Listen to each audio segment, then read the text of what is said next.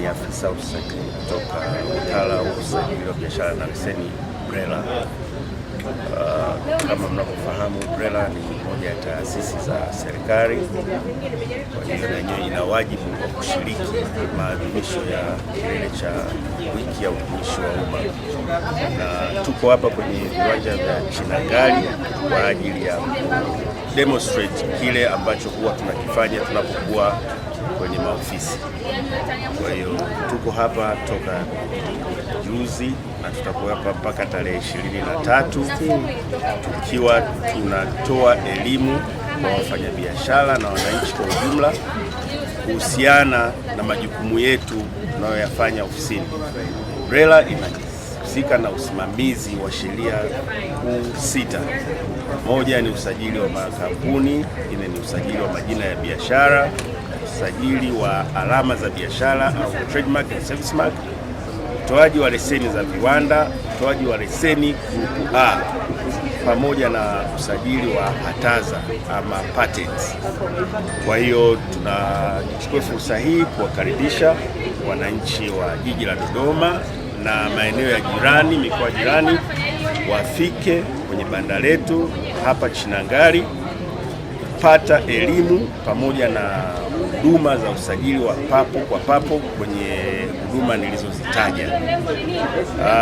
Tunashukuru kwa toka tulipoanza mwitikio umekuwepo kubwa kwa wananchi kufika na kuweza kupata huduma hizo, lakini bado tunawasisitiza wafike kwa wingi, ukizingatia kwamba BRELA kwa sasa hivi tunaiboresha mfumo wetu wa usajili, na kwa namna moja au nyingine kunaweza kukawa na changamoto kwenye ufahamu wa utendaji wa mfumo huo.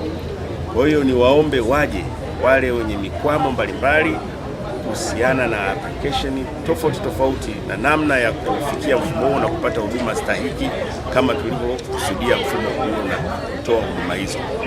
Kwa hiyo waje hapa kwa hizi siku 5 tutaweza kuwapatia huduma hizo.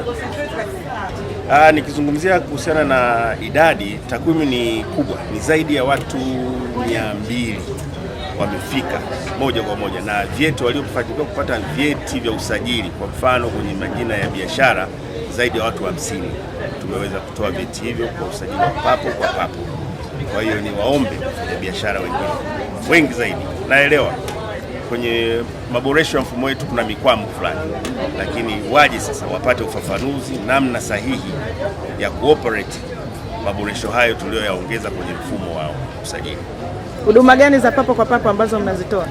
Moja ni usajili wa makampuni, pili usajili wa majina ya biashara, tunafanya sajili za trademark, zile taratibu za mwanzo, vile tunatoa leseni za biashara grupu A. Kwa hiyo hizo ni huduma ambazo zinaweza zikapatikana moja kwa moja, lakini tunatoa ushauri kwa sababu watu wanakuwa tayari na maombi kwenye mfumo, wanakuwa wamekwama. Kwa hiyo tunatoa ushauri wa namna gani ya kuondokana na hiyo mikwamo wanayoifikia.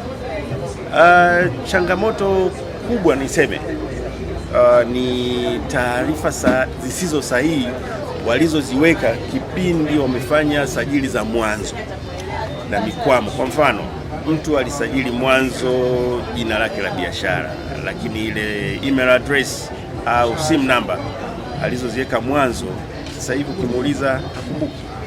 Kwa hiyo ni moja ya changamoto ambazo tumebaini ndizo zinazopelekea kupata ugumu hata kwenye maboresho ya mfumo huu wa sasa, kwa sababu kunakuwa hakuna ile linki ya mawasiliano. Sasa ndio maana wengi wanakumbwa na mgogoro wanapotaka kufikia mfumo wetu wa sasa, kwa sababu mwanzo taarifa walizoziwasilisha zilikuwa zina mapungufu mengi sana. Kwa hiyo ni moja ya changamoto tulizogundua ni ukosefu wa taarifa sahihi zilizowasilishwa mwanzo.